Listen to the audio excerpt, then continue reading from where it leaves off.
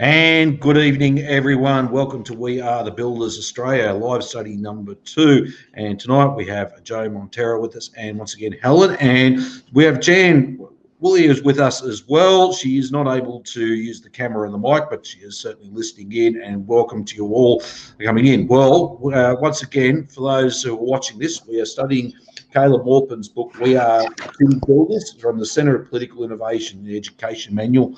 Tonight we're going to be talking, reading from chapters 2.2, The Parable of the Water Tank by Edward Bellamy in 1897. Now, it is written in a particular parable as a way. It was a reason why it was written this particular way. Certainly, as some words we'll try and strain to use to this moment. And then what we do, we read through it, go through the questions, and we'll talk on the questions from there on. So once again, everyone, welcome. And also to send us a message if you will wish to participate in any further live studies. We'll also ask you to like it, share it, invite other people to come along as well. We're both live on Facebook and YouTube as well. So I'll kick it off now for The Parable of the Water Tank by Edward Bellamy in 1897. There was a certain very dry land.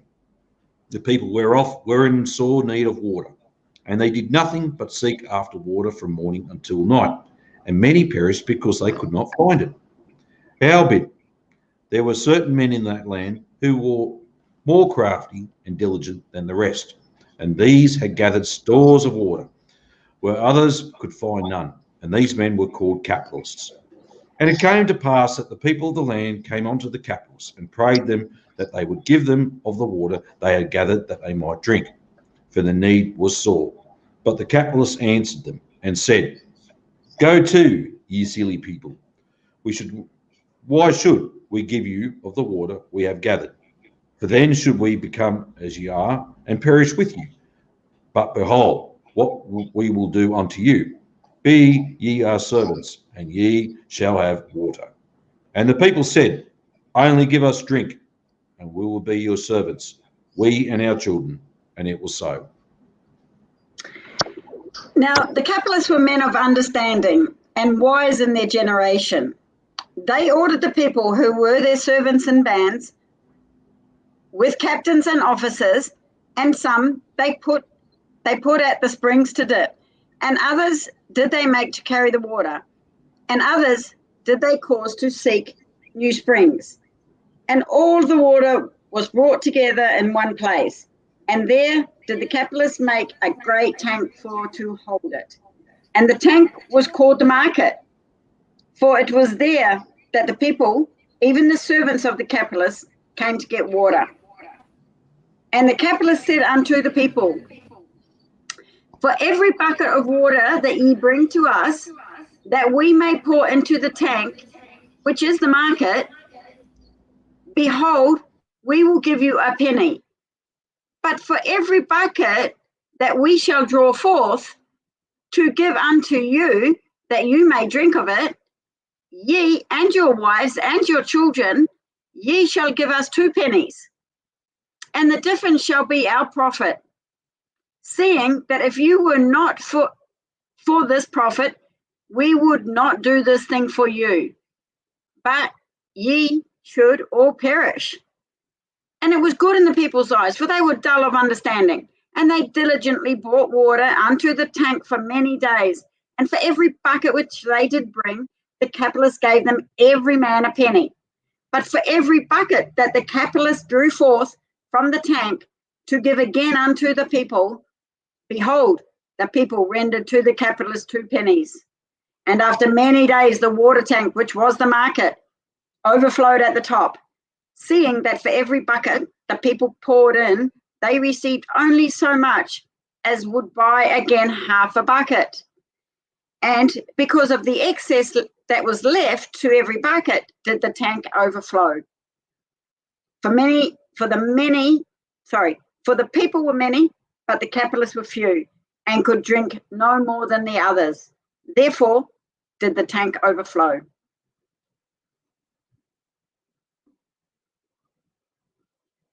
Dave.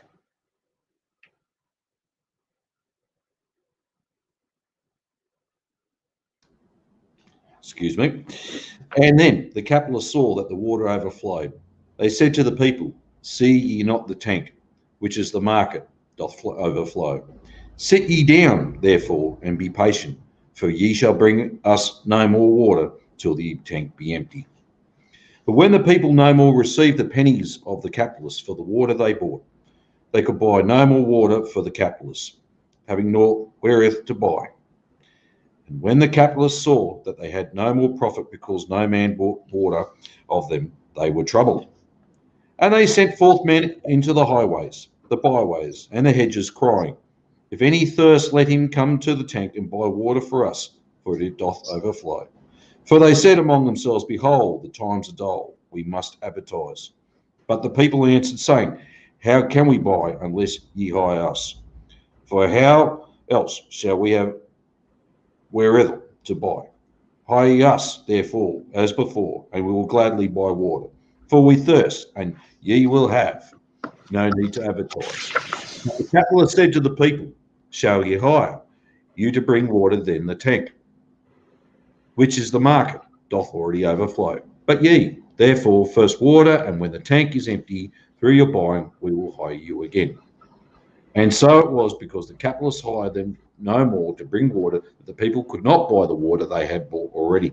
And because the people could not buy the water they had bought already, the capitalists no more hired them to bring water. And the saying went abroad, it's a crisis. And the thirst of the people was great, for it was not now as it had been in the days of their father, when the land was open before them for everyone to seek water for himself, seeing that the capitalists had taken all of the springs and the wells and the water wheels and the vessels and the buckets, so that no man might come by water save from the tank, which was the market. And the people murmured against the capitalists and said, behold, the tank runneth over, and we die of thirst. Give us, therefore, of the water, and we perish not. But the capitalists answered, not so. The water is ours. Ye shall not drink thereof unless you buy it of us with pennies. And they confirmed it with an oath, saying that their manner, business is business. But the capitalists were disquieted that the people bought no more water, whereby they had no more profits. And they spake to one another, saying, it seemeth that our prophets have stopped our profits, and by reason of the profits we can no more make profits. How is it that our profits are become unprofitable to us, and our gains do make us poor? Let us therefore send for the soothsayers, that they may interpret this thing unto us. And they sent for them. Now the soothsayers were men learned in dark sayings, who joined themselves to the capitalists by reason of the water of the capitalists, that they might have thereof and live, they and their children. And they spake for the capitalists unto the people, and did their embassies for them, seeing that the capitalists were not a folk quick of understanding, neither ready of speech. And the capitalists demanded of the soothsayers that they should say, that they should interpret this thing unto them. Wherefore it was that the people bought no more water of them, although the tank was full. And certain of the soothsayers answered and said, it is by reason of overproduction. And some said, it is a glut. But the signification of the two words is the same. And the other said, nay, but this thing is by reason of the spots on the sun. And yet others answered, saying, it is neither by reason of glut, nor yet of spots on the sun, that the evil hath come to pass, but because of lack of confidence. And while the soothsayers contended among themselves according to their manner, the men of profit did slumber and sleep. And when they awoke, they said to the soothsayers, it is enough, ye have spoken comfortably unto us. Now go forth and speak comfortably unto the people, so that they be at rest and leave us also in peace. But the soothsayers, even the men of the dismal science, for so they were named by some, were loath to go forth to the people, lest they should be stoned. For the people love them not, and they said to the capitalists, masters, it is a mystery of our craft that if men be full and thirst not, but be at rest, then they shall find comfort in our speech. even as ye. Yet if they thirst and be empty, find they no comfort therein, but rather mock at us. But it seemeth that unless a man be full, our wisdom appareth unto them but emptiness. But the capitalist said, Go ye forth. Are ye not our men to do our embassies? And the soothsayers went forth to the people and expounded to them the mystery of overproduction, and how it was that they needs must perish of thirst because there was over much water, and there could not be enough because there was too much. And likewise spake they unto the people concerning the sunspots, and also wherefore it was that these things had come upon them by reason of lack of confidence. And it was even as the soothsayers had said, for to the people their wisdom seemed emptiness.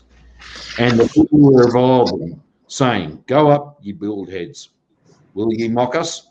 Doth plenty breed famine? Doth nothing come out of much? And they took up stones to stone them. And when the capitalists saw that the people still murmured and would not give ear to the soothsayers, and because they feared lest that they should come upon their tank and take the water by force, they brought forth to them certain holy men, but they were false priests, who spake unto the people that they should be quiet and trouble not the capitalists because they thirsted. And these holy men, who were false priests, testified to the people that this affliction was sent to them of God of their healing of their souls, and that they should bear it in patience, and lust not after water, neither trouble the capitalists. It would come to pass that after they had given up the ghost, they would come to a country where there should be no capitalists, but an abundance of water. Howbeit, there were certain true prophets of God also, and would not prophesy for the capitalists, but rather spake constantly against them. Dave, at this point, should we stop and have a wee bit of conversation about the language? Should we maybe explain who soothsayers are and Yes. Well, actually, that's one of the questions actually in the end there. Why did you use religious sounding language in that sense? And it was also an era, the era when they wrote it, but also at that time in the US and elsewhere, a lot of people were quite religious, but a way to explain the system was in that particular language. And I think it's something we've always got to keep in mind is when we talk to people and talk to generally everyday working people, it's the language we use and it's something that they can understand and relate to, and that's connected to their common interests, where we can get caught up in so much vocabulary and we can lose people very easily. So that's why this is why it was written in this particular way. No, absolutely. But I was more concerned that some of for people that might be listening, that maybe if we continue without explaining some of the terms, then we'll lose everybody. So, and maybe if we explain what's happened up to here in ordinary language. So, so just in the first couple of pages, what was happening was that there was some so everybody lived in what you might consider, a generally egalitarian society. But there were some fairly clever people. It was a dry, harsh environment that people were living in, but it was fairly egalitarian. And then, but what you also had in that in that place was that you had some fairly crafty, intelligent people that had slightly more as a result of where maybe they were living. And they saw the benefit of being able to keep more water, or just being in maybe a slightly more fertile place. And so they kept the water for themselves. They they saw the possibilities of these people that were desperate for water. They saw the possibilities that maybe they could make them bring them more water and pay them less than what the water was worth. And then they could call it profit, and they would charge them more. And that is the market. And so then it goes on a little bit further and saying that, well, the people were going to become unhappy with the situation. And so we'll send out certain groups of people that will be able to convince people that this is a good system. And so you get the soothsayers and you get the priests going out trying to convince people that that this is a good way for people to live, that you have some people that can make money and make profit because that they're more studious or they're more intelligent, and so therefore it's a right to be able to do so. And in the meantime, of course, the workers had brought in so much water that it created a supply, an overproduction of the supply of water, because workers aren't able to buy as much as what they produce. And somehow we need to be convinced that all of this is correct and just and justifiable. And so then they send out their people to try and convince us of that. And really the whole thing is a parable of what has gone on in society up to now. And of course now we're coming up to the point where this author is saying, well, actually still even now the workers are unconvinced, and there's murmurings of rebellion, and there's murmurings of people being unconvinced that this is a good system. So we're going to do, so the next kind of little bit is about trying to convince people that this is a good system, I think. So so we'll continue from there. So we are on to pay, so we're up to the point where it says, now when the capitalists saw that the people. That's where that was one. Okay, beautiful. Could I just mention a definition? Sure. I heard since Absolutely. when it was talking about the dismal science and its practitioners. It was talking about economics and economists. When he's talking about who? The dismal science is economics and the practitioners are economists. Okay, beautiful. So they were beautiful. part of the soothsayers. Right. So that explains their role in explaining what's going on in society. And for people who are watching this currently, or will have to watch this live later on, if you want to put a definition of an economist, the modern day economist is the equivalent of, or the economist of today is the modern day witch doctor who practices alchemy and quackery. That's what basically it is. You can hear all the words they use, derivatives and lack of confidence and all sorts of weird, wonderful words to describe the economy, and basically it's just there to create an illusion that's it's only temporary. We can fix this very easily. It's nothing will go away. Exactly, and I think the best thing that I've seen recently was put out by Das James, and he tagged it in his Facebook page, and it said the capitalist economy is a Ponzi game. Ponzi scheme, exactly, run by the military, essentially. So if you look up Ponzi schemes, you'll find out what they're about. But it's essentially saying that our system is just, our economic system is a house of cards, easy to just topple the whole thing over with the wind that blows. And so they are forever trying to retell the story of how good this capitalist economy is, and we're dealing with that every day here in Australia and around the world. So let's continue with the story. I hope for people that aren't able to read along with us that kind of summarizes a little bit where we're at in terms of the story. So now when the capitalists saw that the people still murmured and would not be still, neither for the words of the soothsayers nor of the false priests, they came forth themselves unto them, and put the ends of their fingers in the water that overflowed in the tank, and wet the tips therefore. And they scattered the drops from the tips of their fingers abroad upon the people who thronged the tank. And the name of the drops of water was Charity, and they were exceedingly bitter. And when the capitalists saw yet again that neither for the words of the soothsayers nor of the holy men who were the false priests, nor yet the drops that were called Charity, would the people be still, but raged the more and crowded the tank as if they would take it by force, then they took counsel together and sent men privily forth among the people, and all who had the skill of war, and took them apart, and spake craftily with them, saying, Come now, why cast ye not your lot in with the capitalists? If you will be their men and serve them against the people, that they break not in upon the tank, then shall ye have abundance of water, that ye perish not, ye and your children. In other words, you guys that are really good at fighting, why don't you throw your lot in with the capitalists?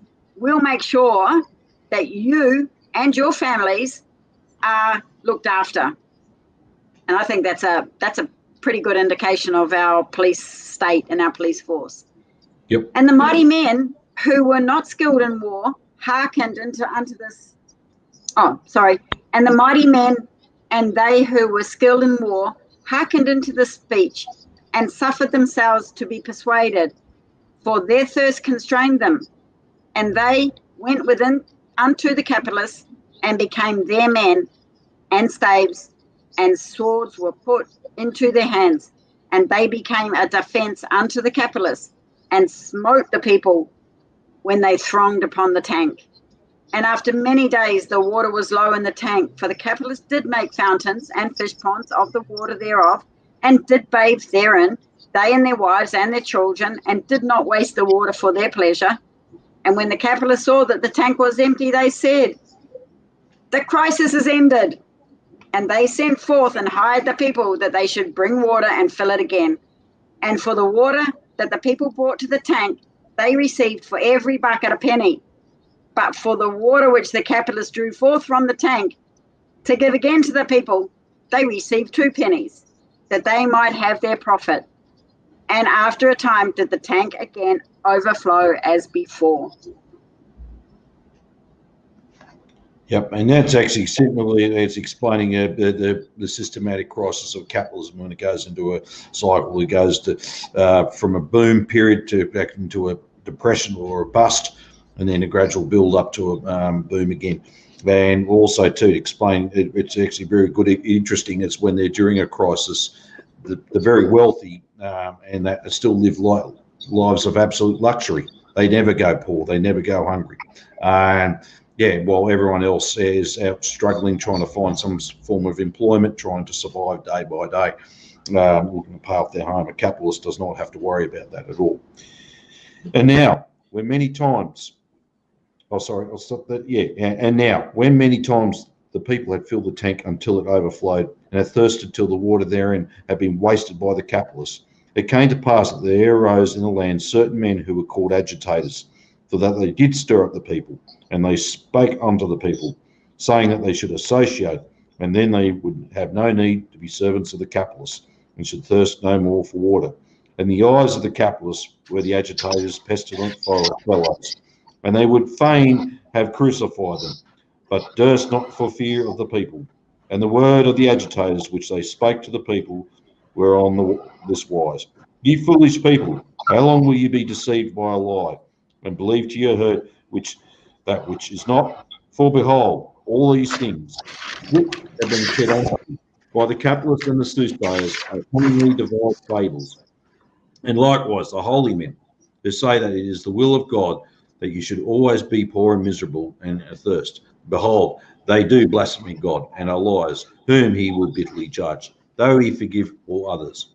How cometh is that ye may not come by the water in the tank? It is not because you have no money.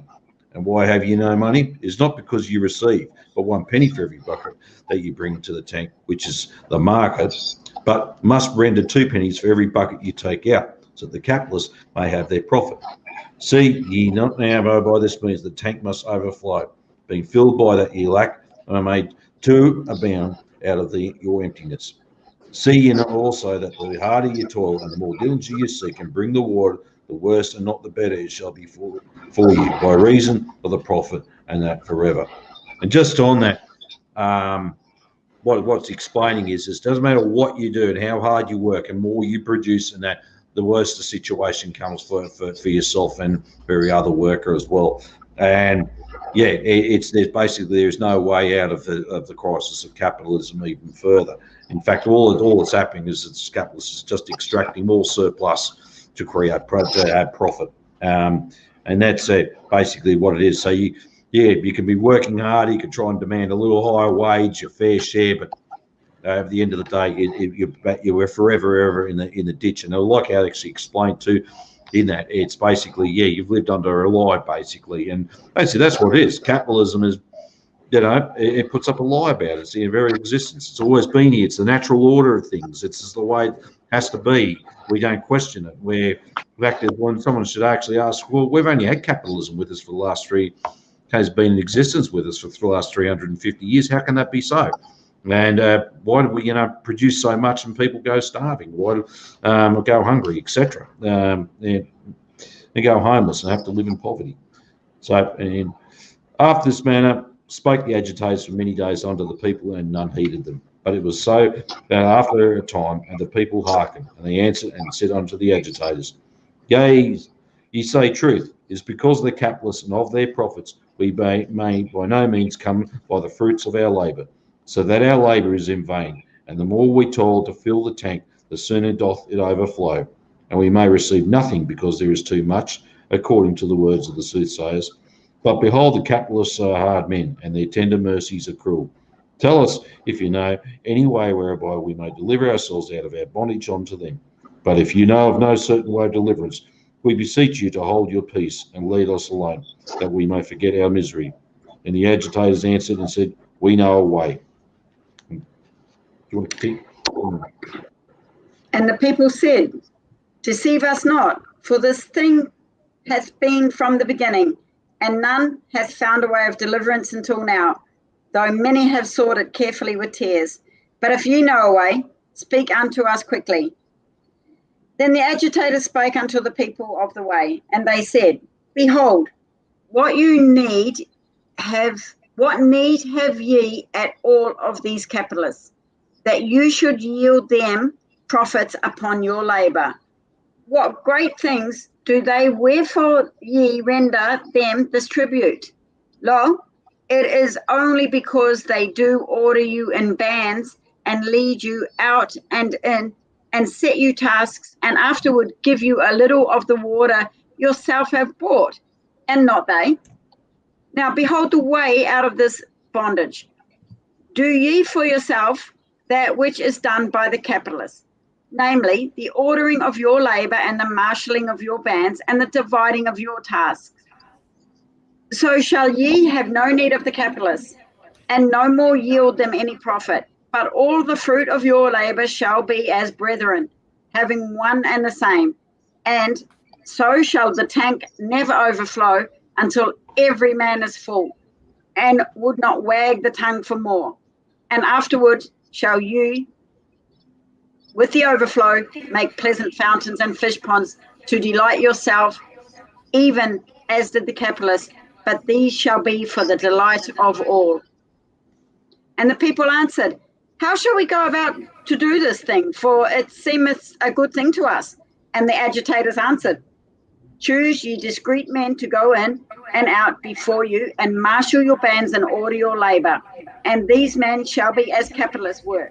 But behold, they shall not be your masters as the capitalists are, but your brethren and officers who will do your will. And they shall not take any profits, but every man his share like the others. And there shall be no more masters and servants among you, but brethren only. And from time to time, as ye see fit, ye shall choose other discreet men in place of the first to order the labour. And the people hearkened and said that this was a good thing to them. Likewise, it seemed not a hard thing. And with one voice they cried out, So let it be as you have said, for we will do it. And the capitalists heard noise of shouting and what the people said, and the soothsayers heard it also, and likewise the false priests, and the mighty men of war, who were a defense against the capitalists. And when they heard, they trembled exceedingly, so that their knees smote together, and they said to one another, It is the end of us. Howbeit, there were certain priests true peace of the living God, who would not prophesy for the capitalists, but had compassion on the people. And when they heard the shouting of the people and what they said, and they rejoiced with exceeding great joy and gave thanks to God because of the deliverance. And the people went and did all the things that were told of them that the agitators told them to do. And it came to pass, as the agitators had said, even according to all their words. And there was no more thirst in the land, neither was there any hunger, nor naked, nor cold, nor in any manner of want.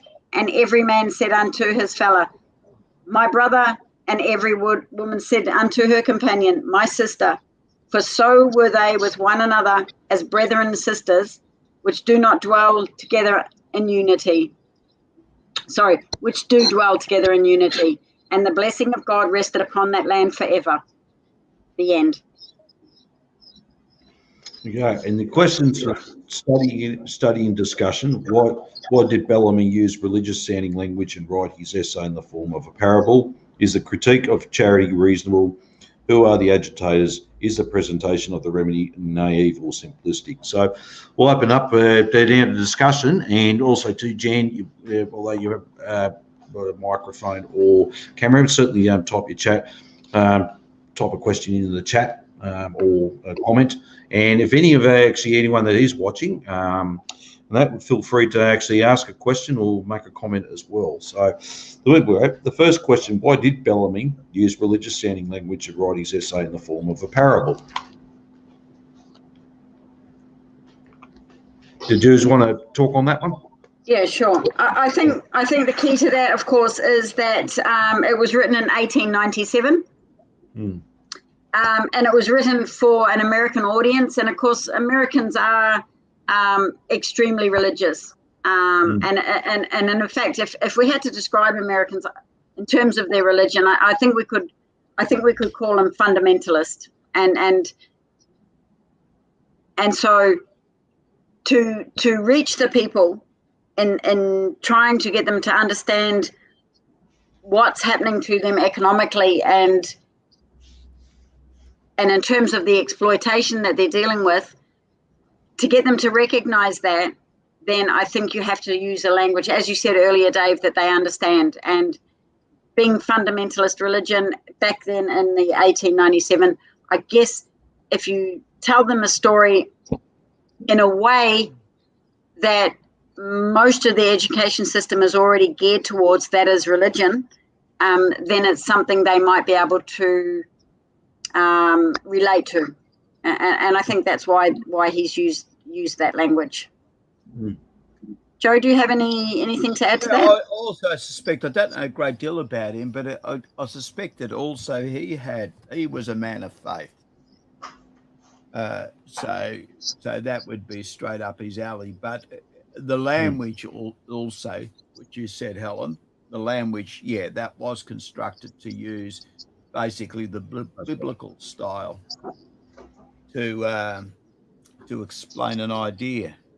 One of the things that I did like that he mentioned, he described quite well, was charity.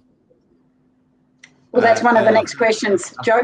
So don't go down there yet, because that's one of the next questions. So we're really just talking about why he would have used that language, and even to continue that discussion, it's not language that we would use now. But Dave, I think, mentioned earlier that we need, as people that are agitators, as Bellamy described, we need to be conscious of the language that we use when we are addressing people and trying to get our ideas across. And interesting enough, I was having a conversation with my daughter today, and she was saying that, on university, they come across people that are communists, call themselves communist socialists, and but they are the look that they give out is one of it will turn an ordinary person off, or rather turn an ordinary person away from. So they're radical left, their radical, destructive manner in the way that they dress does not encourage a young ordinary worker to want to join their group. And I think that's important, because it's not only about the language that we use. I think it's also an important thing about the way that we look. If we're serious about the way that we want to change society, then we have to be serious about the way that we come across to people. And that's not to say that, we need to be anything too over the top, but we just need to be middle of the road, approachable people. That we are not trying to build a cult. We're not trying to build an extremist group that is going to destroy the world. We're actually trying to build a world that is better.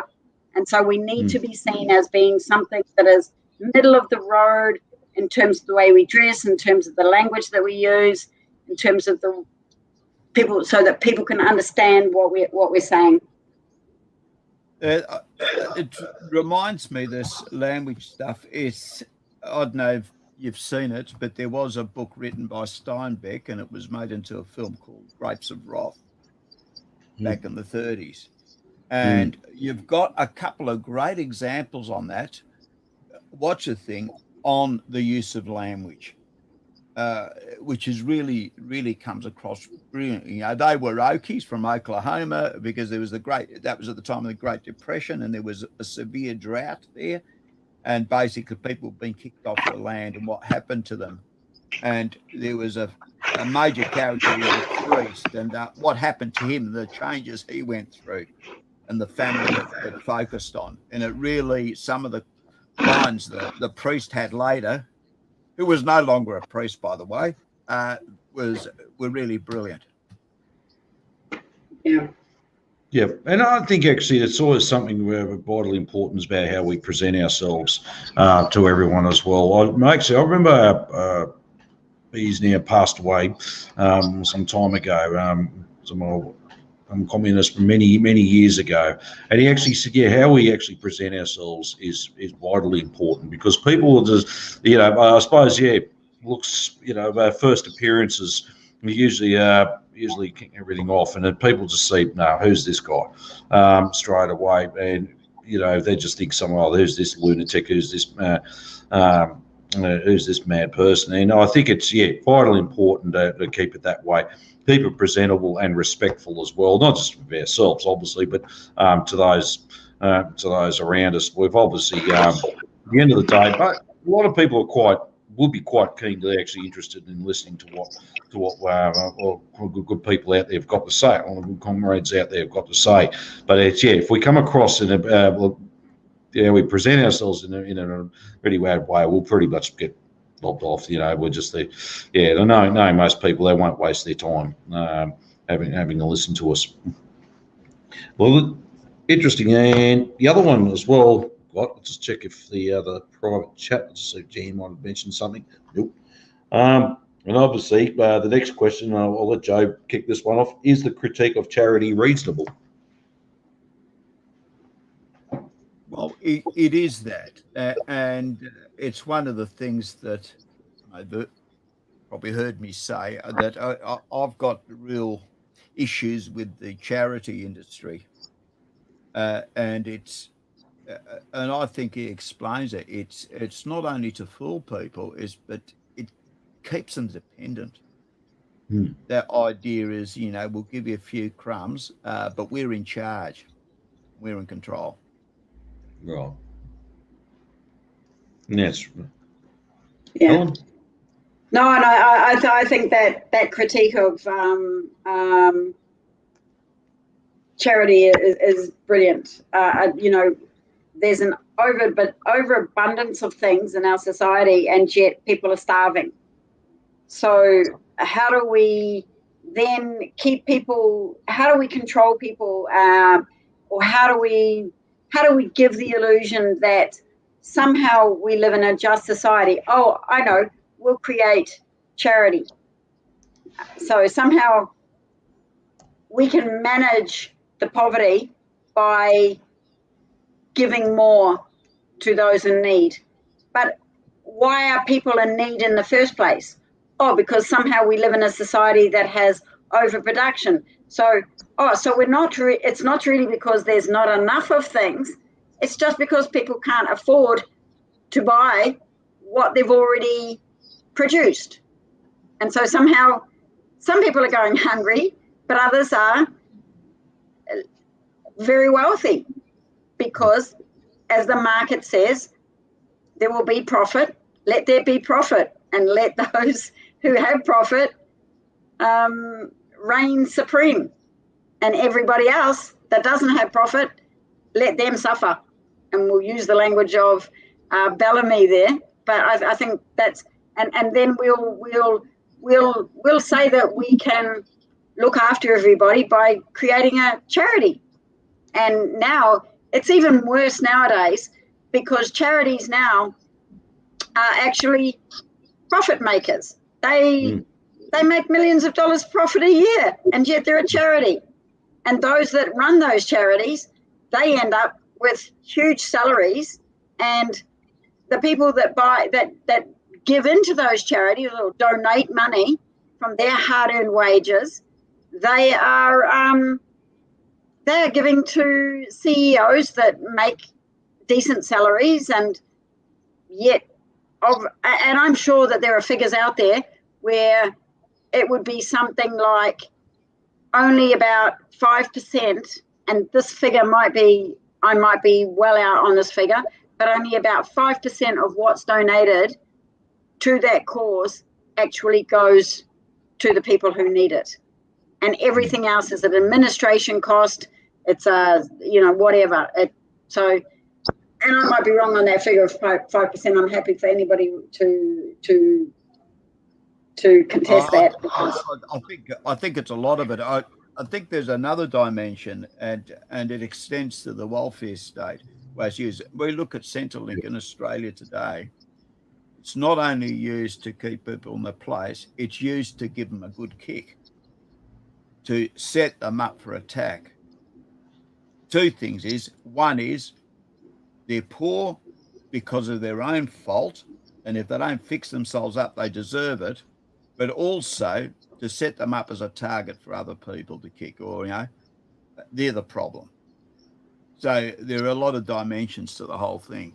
And we've really got to start talking not about charity or about welfare. We've got to be talking about some basic human rights.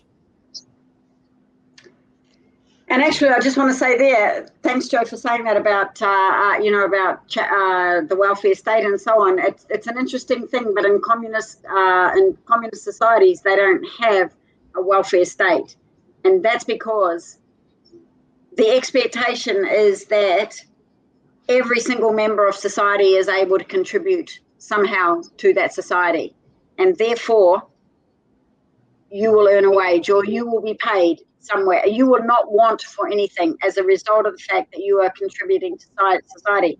If you don't want to work, or if you don't work, then why should society subsidize you to not work?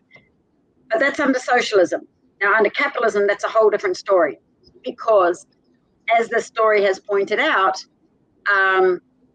it is not designed for the egalitarianism for everybody to contribute. Some people are making a lot and others are making less, way less. And now we live in a much more complicated system as well. But so I think, it's important, not only do we say that capitalism is a disaster because it creates this inequality of wealth, but also under socialism, we have to draw the parallel as well and say, well, under socialism, this doesn't exist because everybody has a duty, everybody has a right to contribute to society. And I think that's, and there is no case of charity. I mean, those having a section of the population without, Marx explained, I think, quite well, creates a labour reserve. And it's necessary to keep wages down. That's why it exists. That's right. Yeah, exactly. Also, to understand that charity is just a band-aid to a bigger wound, if you want to look that way, or to a weeping sore. If you look at it, it really is not the solution. And we've got so much material abundance. I mean, people don't go homeless because there's not enough homes. We've got too many homes. We've got too many units, but people can't afford these things because they've got no money, or they're barely able to actually purchase anything to live under. People don't go hungry because there is not enough food. We've got too much food.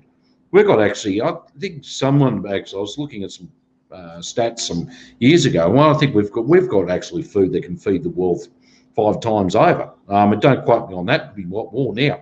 But even when this was situation with COVID-19 came upon us last year, when everyone started plundering supermarkets for toilet paper. But the fact is, people even like basic food stuff, and actually a government official turned out and said, we can feed the population here in Australia 75 times over. I don't even know why people had to do that. And it actually made me think. It's like, well, then why do people have to go scavenging for food like that? If we can feed them quite comfortably 75 times over, no problem. I think just the question is, don't you think the system we live under is just wrong, crazy? And after a while, I mean, people don't go sick because there's not enough medicine. We've got too much medicine, but the medicine is designed, it's all made for profit. It's not there to design us to get better and for our well-being. I mean, that's a huge issue within itself. And I think, with the charity side of it, give to the poor and all that. And I know this very well, and try and assist what people do. But the fact is, it does not address the problem itself, the systematic problem, which is capitalism. And I think that's where where that's at. Could I just add quickly? There's another thing which, in Victorian England, they discovered that charity becomes for the hoity-toity becomes a great tax dodge, because we have what they give is actual tax deductible, but also, I mean, we have it in our cities where they organise these dues and fly in all the drink and the booze from Paris and other places where most of the money goes on their partying, and yet they claim it off on tax. Yeah. So that very little of that gets down to where it's said it's supposed to go. Yeah. Well, and then they set up their own foundations. Yeah. And so it's their foundation. So it's charity for themselves. It's a charity foundation, but everything becomes a write-off for them. Yeah, that's right. But you know what? It absolutely shows the generosity and the solidarity of the working class, because we are the ones that continue to contribute to these organisations. They'll do their fundraisers. You'll get the Princess Margaret one, or you'll get the bloody telethon quizzes, and they raise millions of dollars from the working class, who are the most taxed in our society. And we are the ones that give up most of our money for these, for these causes and so on. We're the ones that go on the fun runs to raise money for various charities and so on.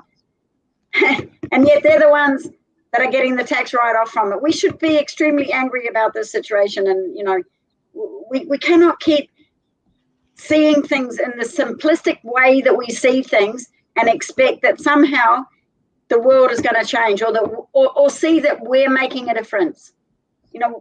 As workers, we have to question every single thing about where our money's going, who wants it, who's taking it from us. And we need to question that, Well, and not just accept that. Yeah.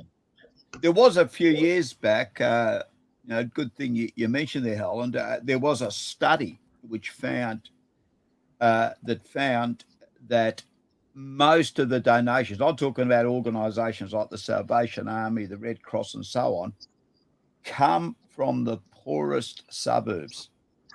Absolutely. And if you look at the people organising the funding drives, they don't go to Toorak and Melbourne. They go to Broadmeadows, and they go to the western suburbs, and down Dandenong and places like that. That's where they get the money. Yeah. And that shows worker solidarity, because we think we are doing the right things by each other. And we honestly believe that we are contributing to other people who need it more than ourselves. And that shows the working class solidarity that we have amongst each other. And I think we need to capitalize on that in other areas, not just in terms of charity. That's right. That's a little bit probably down the next conversation. That's right. And just before we go on to the next conversation, I just want to give a shout out to people who have commented. I'd like to shout out to John Doe. They actually do on every Sunday at 2:30 at the State Library. They apparently they actually got the Community and Union Defence League, which is a little soup kitchen to feed the poor. That's actually outside the State Library in Melbourne at 2:30 on a Sunday afternoon. Big shout out to John Doe. Also like to shout out to Comrade Freaky, who actually has his own YouTube shows as well, and I highly recommend actually go on to Comrade Freaky. He lives in Darwin, and he's one of the first people as well, First Nations as well. And excellent, and he just says things as they are. Also, a big shout out to a few people I know as well, Kristen Johns, big hello, and also Brad Williams, the one known as Brad. I'll give you a call after this, as I was saying to that. Also, good morning to Dust James in America, my co-host or host in Working Class Revolt, which wherever it's 10 o'clock our time, Australian Eastern Standard Time, every Sunday, do that great show. We've been doing a lot of study out of this book as well. And who else we got? Oh, Jeff Wallace. Hi, Jeff. Time no see. And also, I think that's about it. And just go on to here. Anyone else I've missed out? If I've missed out anyone else, I do apologise. Oh, to TK Jones. Yeah, and I do agree. Jeff Bezos could end world hunger for 20 years, and every day he doesn't. Yep, and you're certainly spot on there. So big shout out to everyone. If I've missed anyone, I do apologise. But we will continue on. The next question is, who are the agitators? Helen, did you want to kick that off? Oh, I'd have to say that the agitators are, I guess, in the early days, they were the trade union organisers. But actually, even before that, really were the communists, the Workers' International, and they were the real agitators of the working class movement. And so this story really is about the development of the two classes in society. So in capitalist society, we have the ruling class, which are called the capitalists, and at the other spectrum, the majority of the people are called the working class, and in between that, or not in between, but out of the working class comes the agitators, the communist leaders, the trade unionists that say that we need to be united as the working class. We need to form our committees. We need to be organised. We need to fight the capitalist class. We need to say that if we're filling their buckets and we're filling the market out of our labour, then we need to have a bigger share. We need to have the lion's share of that wealth that is created. Of course, the capitalist class or the ruling class, they think that they are the ones, because of their ingeniousness, because of their craftiness, they think that they should have the right to the lion's share of the wealth that is created by the working class. And of course, communists and agitators, the trade unionists, they would be saying, well, that's not a fair deal. We create the wealth, and there is nothing that can be created. There is nothing in our society that is created unless it's created by the working class. And therefore, the wealth should be shared amongst the working class equally. Right. Joe? Yeah, I think we need to include the syndicalists and what became the IWW in that, because they were quite big there. They were also fairly big here. But I think there's there were a few there were a number of trends at that stage, but it's just anyone who was I suppose reckon there's got to be a better deal for working people. I'd agree with that. Yeah, and it's interesting because we actually in Australia we do have actually a rich tradition of agitators, from the early trade union movement to the great strikes of the 1890s. Interesting, the song "Waltzing Matilda" by Banjos Patterson and Miriam Fast, I believe, I think, was actually written about an early trade union organiser during the Great Shearers' Strike. That's what the song's all about. It's not about a patriotic song. It's actually about an early union organiser, and that's how they used to get about in that time and organise workers. And yeah, we do have it. And you mentioned the IWW for the Audience Industrial Workers of the World. They were huge in Australia in the early 1900s, right up to the formation of the Communist Party in 1920 and a little bit after. And we've had some well-known agitators. Monty Miller, who actually passed away in 1920, just the day before the formation of the Communist Party. Then he's actually buried in Karrakatta Cemetery.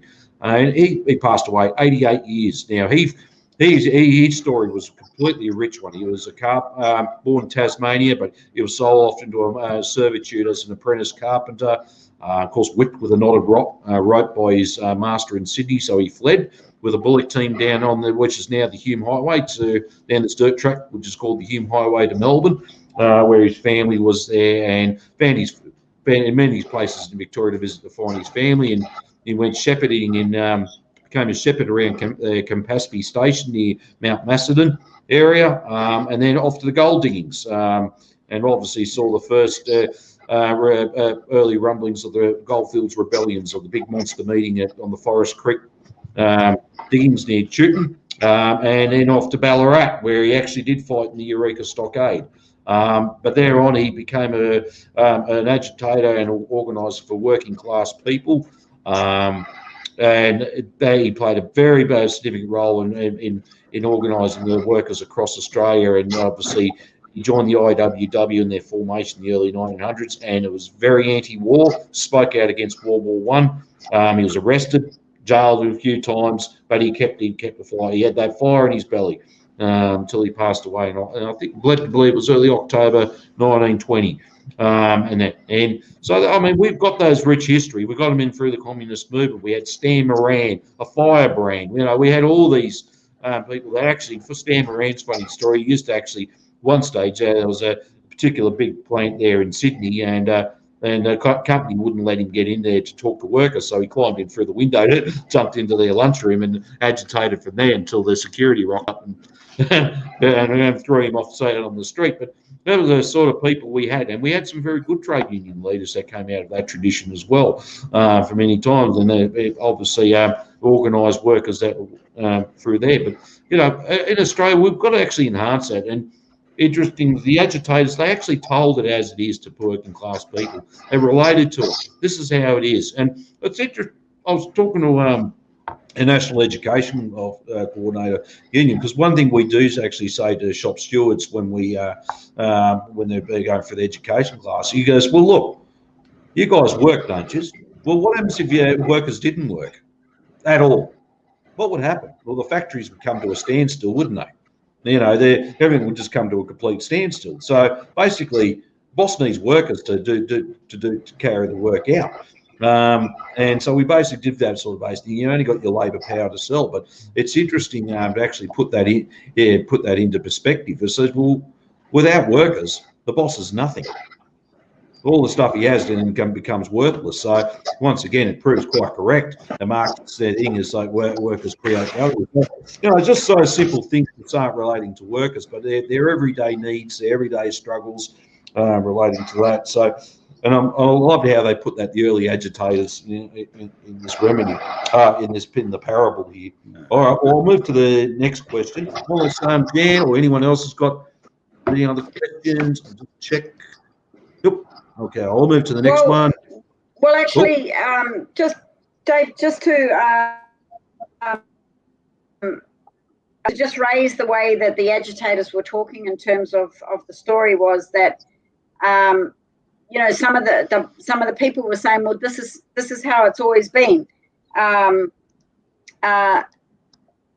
that's an illusion also that's forced upon us by the society that says that fundamentally that there are people in our society that aren't capable of being wealthy, or that we always have had people that are smarter and therefore they should make more money, or they're always in command because they're smarter, or because they're able to exploit other workers. And I remember as a kid growing up, people would say, but if you were in that position, that's what you do as well. And so what that suggests is this whole argument about human nature, that somehow this is forever going to continue because it's human nature. And it has always been the way, and it always will be the way, because humans are inherently greedy. And I think this story tries to tackle that question as well. And we have to understand as workers that that's not always been the case. It's not always been the way that we've managed our societies. In fact, if we weren't cooperative people, we couldn't have got to where we are today in terms of human development, in terms of technological development. And so we are only, our societies have gone through stages, and we need to see this particular stage in our society as simply that, as a stage. But the only way that it's going to change is if we, as the workers, unite, join together, recognize our power. As you said, Dave, we don't need the ruling class. We don't need the capitalists. They don't do anything. We create the wealth. And unless we understand that concept and realize that we don't need them any longer, that we can do all of this for ourselves, then nothing will change. And it's not always the case. It's not the case that we are greedy. It's not the case that we can't change things for the better of mankind, humankind, because we can. There are so many. At one point in time in history, recent history, 51% of the world's population lived under communism. Nowadays, it's probably 30% of the world's population. The loss of the Soviet Union meant that we've probably lost 20%. But so let's say that 30% of the world's society is living under communism, a society where workers have risen up, they've taken control of their economies, profits are no longer in command, and greed is not the motive behind developing the economy. And their countries are going ahead 1,000-fold compared to our capitalist economies. And I think this story tries to get to that level as well. I'd like to mention something on that human nature thing that we're always being told. You know, that's what it gets at, because it'll always end up the same because this is the way we've always been. If we really study history, it's pretty obvious that in different historical times, societies at different levels, people's actually frame the way they look at the world, or the world outlook is different. It's very different. And, this presentation of history, some historians are critical, have called it the Flintstoneization of history. It's like an episode of the Flintstones. And that pretty much sums up Hollywood, the Hollywood image of history, that doesn't matter what period, it's all exactly the same. They even use the same language. And everyone speaks with an American accent, doesn't matter what part of the world they're in. That's an aside. But the reality is that the ideology of society that we've got now, which is dominant, is a very recent thing. It's only been there a few generations. It wasn't there before. So that is not human nature.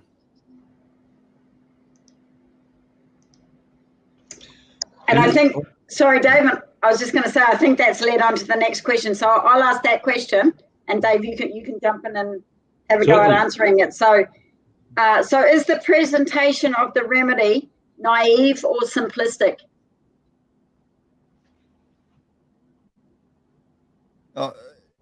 I think actually, in a lot of way, the presentation is, well, I wouldn't actually say it's simplistic in the sense where it's not about being a simpleton. It's actually it's put in a particular manner that for those, especially those are more religious in their worldviews, can actually relate to. I mean, yes, you got the words like ye and they and shall and all that thrown into it, but it's written in that particular way for obvious reasons, which is actually what we talked about before. I think actually you do need to keep certain things simple, because I mean, if we go over technical about stuff, you just lose people straight away. We don't need to be complicated. I mean, if someone asks me what socialism is, I can easily explain it. And big shout out to Caleb Maupin for putting it this way. Socialism is when all the major industries, the factories and banks, are organised around a central plan where the profits are no longer in command. They're organised to benefit the public overall. That's what it is. And that's what it says, a system where profits are no longer in command. Capitalism, this is where profits are in command, where the major banks, the industries and factories are there to serve the interests of a minority or the capitalist class. That's what it comes down to. And I think we've got to keep it there in that simplistic way, or in that, if that means that way, a much easier way where people go, oh, well, we get that. Explain it. I've heard many people that go around and then they call themselves communists and socialists and Marxists and whatever else the label they like to give themselves, and they just get wound up in their own language and totally lose people altogether. Or they actually keep saying, a particular line from Marx, and they're just trying to keep ranting and raving, but they got no solution on the way forward or anything else. And I noticed a question here. It's interesting. John Doe raised. He said this ongoing discussion. I'll just click onto that if I can. Ongoing discussion with people that any revolution, meaningful change cannot occur in places like Australia until the American Empire comes in. Do you agree? Well, I mean, look, if we, for example, if we want to keep things simple, if we're going to wait around for something to happen, then we might as well just pack our bags and go home and do something else. I know that's been a problem here in Australia for a long time. I think people are waiting for someone to go, a knight in shining armour to come along and something to save us or do something. That's not going to happen. We have to actually build our own foundations. If you want to build a house, you don't start with the roof. You start with the foundations. We need to build those strong foundations. So I'll give you a classic example so we can move forward. It was only last year that through the Victorian Trades Hall Council, through the We Are Union movement, we ran actual union candidates, and Helen was one of them, in local government. I mean, we do that. We need to. We can put a working class voice back out there again and put a message. We're not saying Parliament's the end to do things, but we need to use it so we can organise it and reach a wider and broader audience as well, and the broader public at large. And we've got to keep our messages pretty simple, and in the sense where, well, it's what the people want to look at, and it's like even for Australia, we need a government of work. We need a government that will, we need a government of action. They'll fight for working people. And when I've actually explained that to working people, we get that. We actually get that. Thinking what we got in government now, we don't, the Labor or Liberal, they do not fight for working people, regardless. And sorry to say, if I've upset a few people in the Labor Party, but the reality is, at the end of the day, it's the truth. We need a government of action that will fight for working people. We need a government of action that will mobilise a population, employ those who are unemployed, on a mass rebuilding and construction scheme for all of Australia that will re-green Australia, reforest our land that's been turned into desert, etc. And put on these big things that working class people want. And also what we do too, the language in that we have to use more than simplistic, but a plan for. We need to be. We also need to actually show stability as well. We're here to build. We're here to create stability for working people, not destruction and mayhem and chaos and violence and that. So I'm probably going a little bit too off track there, but what I'm saying is I don't think the remedy was naive or simplistic at all. I mean, it was straightforward. It was awkward. It was certainly challenging reading it because there's not certain words we use now compared to they did over 100, 200 years ago. And I think actually how it's put out, though, I think it's how it's actually read and written, I think is quite clever. Yeah, No, then Helen. There Sorry. There was a bit of a naive side, I thought, to the explanation. But first of all, this thing of socialism, said Dave, I would add that it's about the process of actually taking control, the working class people taking control of the situation. It just reminds me of one of the things that Lenin talked to when he criticised people saying, we don't want any politicians. He says, yes, we do want politicians, but we want politicians of a different kind. We want working class politicians. And he meant quite a bit by that. Where it was naive, it actually talked about the essential problem being one of circulation of water in this case, right? That, the worker is given a penny for a bucket, but has to pay 2 pennies to get some water for a bucket. I would have instead put it round in a way that the problem is not in circulation, it's actually in production, where the worker goes there with a bucket of water, gets the penny, and next day the worker turns up with his bucket of water and the capitalist says, no, I want 2 buckets for the penny. And it's this exploitation of labour at the point of production that's really the central problem. It's also what leads to overproduction. It is not really in circulation. That also happens, but that's a consequence of the first one. So I'm not saying Bellamy's not wrong on what he says, but I think he told half of the picture there. But I don't think that's what that's not the question. The question is the remedy simplistic? So let me read to you again what the remedy is, right? So the workers are saying, the people asked, okay, how shall we go about doing this thing? For it seems good to us. And the agitators answered, choose you discreet men to go in and out before you and marshal your bands. All right. In other words, get your army together, get your workers' army together and order your labor. In other words, let's get organized. And these men shall be as the capitalists were. In other words, they will take the place of the capitalists. But behold, they shall not be your masters. They shall not be your masters as the capitalists are, but your brethren, your brothers, and officers who will do your will. And they shall not take any profits, but every man his share like the others. And there may be no more masters and servants amongst you, but brethren only. And from time to time, as you all see fit, you shall choose other discreet men in place of the first to order the labor. And so is that remedy simplistic or naive? I don't think so. I think that's a perfect remedy for the situation.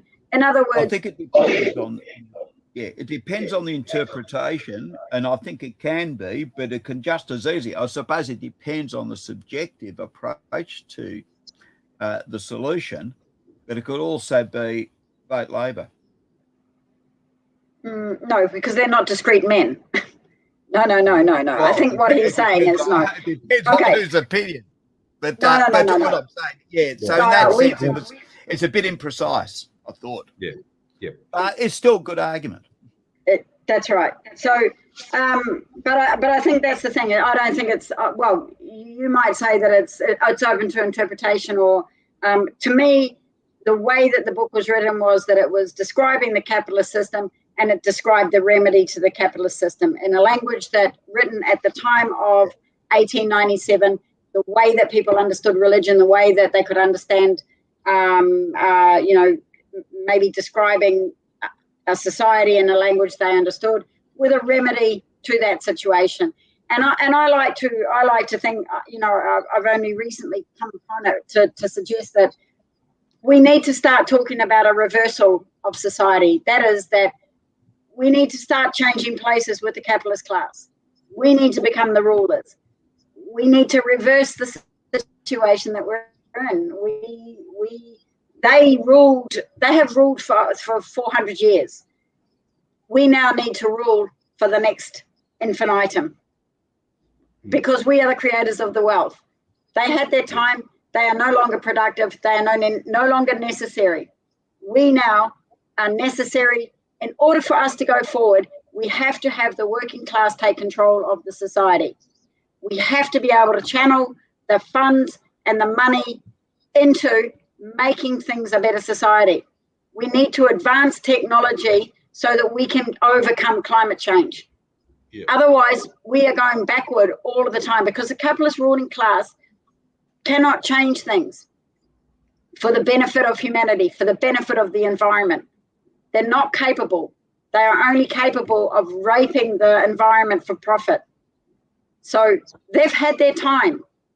We need to reverse this trend and put the ruling class will be the workers. And I think that while that might have seemed like a simplistic remedy that Bellamy wrote, I think it's entirely appropriate for the society that we live in, entirely appropriate for the way that we should be describing things to the working class. I think actually one thing that's equal on all this, I mean, yes, look, we can pull certain things to pieces at times, but I think it's obviously we need something just outlined, some easy steps or way forward for us here in Australia.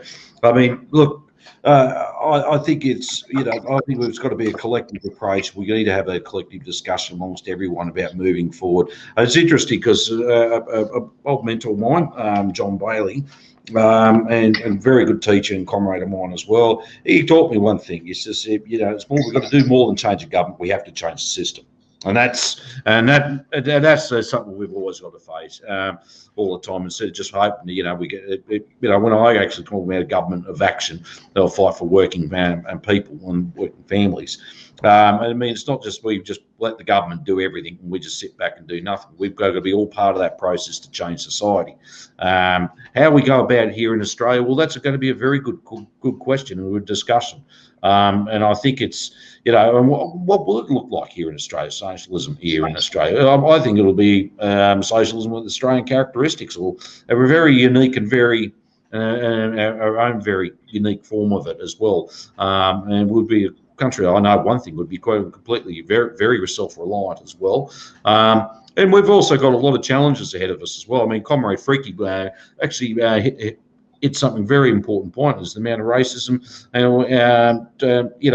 towards Chinese people, or towards China, and also been willing to be used as cannon fodder for the US empire. I think we've got a lot of work to do in that area, and it's got to be a lot of persistent work, and we're going to have some setbacks as well. And explain to people we've actually been duped. And I think actually overall, though, I mean, the reality is, if we do come into a conflict with China, I'll tell you one thing: we will not be the winners in it. That's for sure. The only people who will be benefiting are the people who own the weapons manufacturers and everything else. But we'll be certainly coming out second best. So, I mean, we've got to, as I said, we've got a lot of work to do there as well. But I think it's we've got to keep the language, keep it simple, keep it straight to the point. I mean, if we can start lose ourselves terminology in that, I think that's where we start losing other people. Look, it's not as you guys, anyone else has got something to add? Yep. Well, I just wanted to, and I know that I don't think we want to continue for too much longer, but I do want to address the issue that John Doe raised, and that is that, are we able to build socialism in Australia, unless the empire crumbles before us? Yeah, that's right. So, to an extent, John Doe, that's quite possible. It's quite possible. We are highly indoctrinated into the American system in Australia. And Mao Zedong said that the underdeveloped nations and the communist countries are going to encircle the imperialist countries. They're going to the point where their system is being crushed. And I think that we can see that now occurring. China is dominating the world in terms of their economy, and that America's imposing sanctions on everybody around the goddamn world that it doesn't like. Venezuela is being hit by sanctions by the USA, but not only Venezuela, Cuba, China, Russia. We're talking 52 countries around the world are under sanctions by the United States. And when we say sanctions, I change those words and call it economic war. But what that does to the American economy is it shrinks that economy as well. Because if it's not trading with those countries, then that imperialist or that capitalist economy is shrinking. And so where does that leave the working class in America? Restricted, less jobs, less, more in debt, more impoverished. So their world is becoming squashed. And it's quite possible that the developed world is going to become so small that hopefully the revolutionary fervor of the working class in those countries becomes rebellious against that system. But in the meantime, what we are seeing is the periphery of the developing world going, we don't want to be dominated by the imperialist countries, by the imperialist United States or Israel or the EU or the bloc of imperialist countries.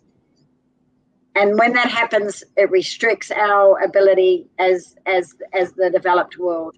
And I think to some extent you are right, John, but to the other side of it is that our understanding of the world changes as our material conditions change.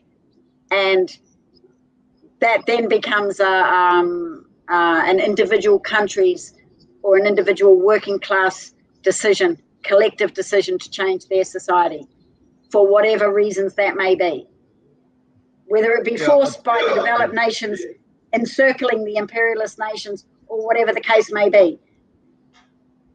Yeah, I think, if I go to that question,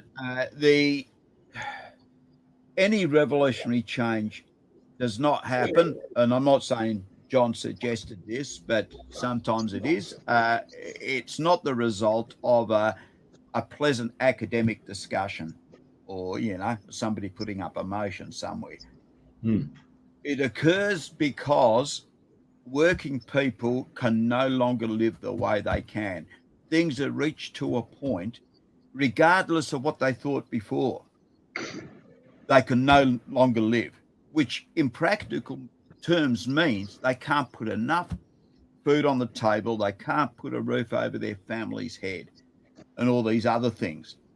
And it is then where people, it was Leonard said that was it in a week, a working class can learn more in certain times than they can in 20 years and other times. It is this reaching of a crisis. In Australia at the moment, like a bunch of other countries, we're not there at this point.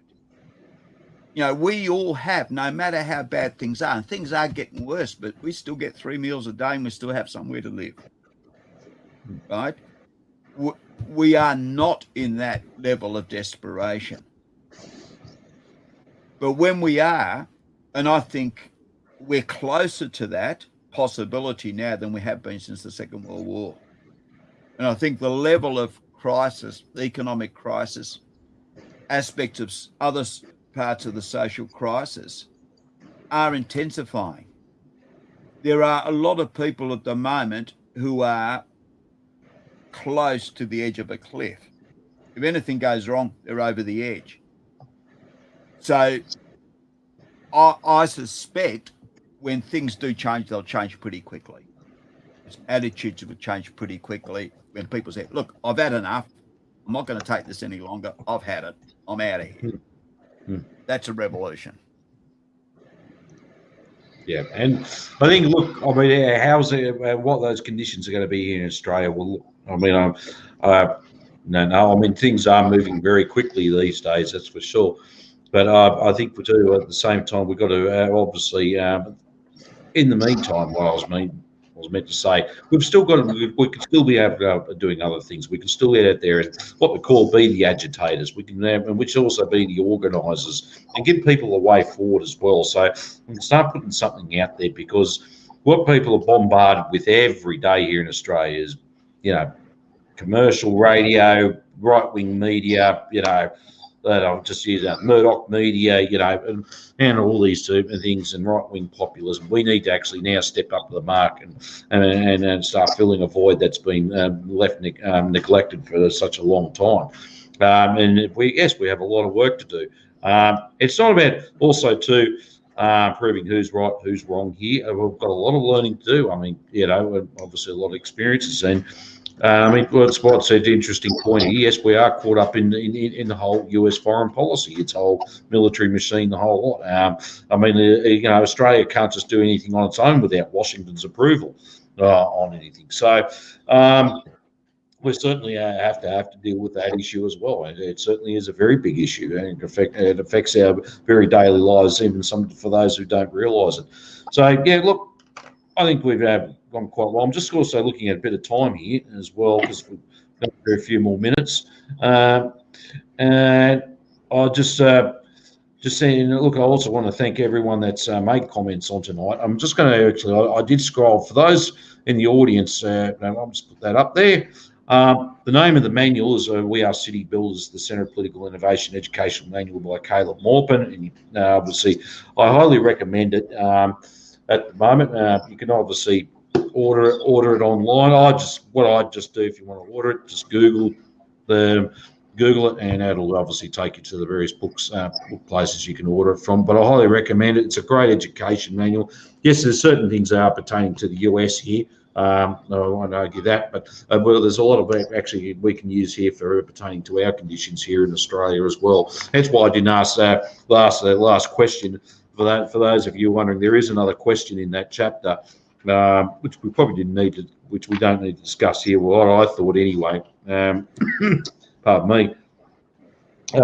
Edward Bellamy's cousin, Francis Bellamy, was the author of the US Pledge of Allegiance. Are socialist concepts reflected in that pledge? And that would have been an interesting debate, but that was more so pertaining for the US audience and probably us here. But we do have worthwhile to have a think about it if you like. But I think we'll leave it at that for the date. I haven't got anything further to add. I'll just take that off. Look, if anyone wishes to join in on these things, just send me a message on Facebook or through Facebook Messenger. And that you can easily find me, and we'll see about trying to include you in next time. And we like to actually get this out to more broader people. I think if we could start setting something up for ourselves here in Australia moving forward, I think it's been crying out for so long. And I think, as someone asked me once, I'd get into these videos, I decided to do them. I was inspired by what Caleb Maupin and then we're doing in the US. I thought, why is no one doing it here? So let's get it. That's why we just get up and get it done. So that's it. But if you ever want to be involved, we'll need to, feel free to send me a message and I'll see about trying to include you the next time around. But thank you, Joe, and thank you, Helen. And also thank you, Jan, as well, for just wanted to observe tonight. We could not join us via visual or via mic at the moment, but thank you for being on board. And also, once again, thank you for everyone for watching tonight. And once again, share it out and like it. And invite everyone else around the next time. So I'm going to end it tonight. I'll just wait up. I know we usually do this on. Oh, and just one last announcement. Yes, myself and Dust James, Working Class Revolt, 10 o'clock Australian Eastern Standard Time on Sundays. We do those shows too. We've been studying that with very many topics as well. So feel free to subscribe to that. Yes. Sorry, Helen. Sorry, for anybody watching that's in Melbourne, but I'm sure it's happening around Australia, and I'm sure that it's probably happening around the world anyway. This Saturday, Nakba protest against Israeli occupation of Palestine. Go to your capital city, go to the protest. it's a war against humanity. It's a genocidal war that the imperialists are waging against the Palestinian people, and we need to show worker solidarity in that area. Yeah. So join the protest wherever you can. There's also the kids' school strike tomorrow. Oh, yes. Climate strike tomorrow. Obviously, you can find the event through Facebook, and also a lot of regional towns and cities are having the same thing. I think collectively it's around about 12 or 1 o'clock tomorrow. And there's be a big one in Melbourne as well. So I encourage everyone to go along to them as well and show some support for the school kids. But obviously, climate is also a very big, important issue we need to address. But look, I'm going to finish up now. It is now 8:30. I think we need to move on. So I just want to. Usually we, myself and Dusty and yourself, we dare to struggle, dare to win power to the people. But I'd just like to raise our hands. Workers of all countries, unite. Thank you, everyone.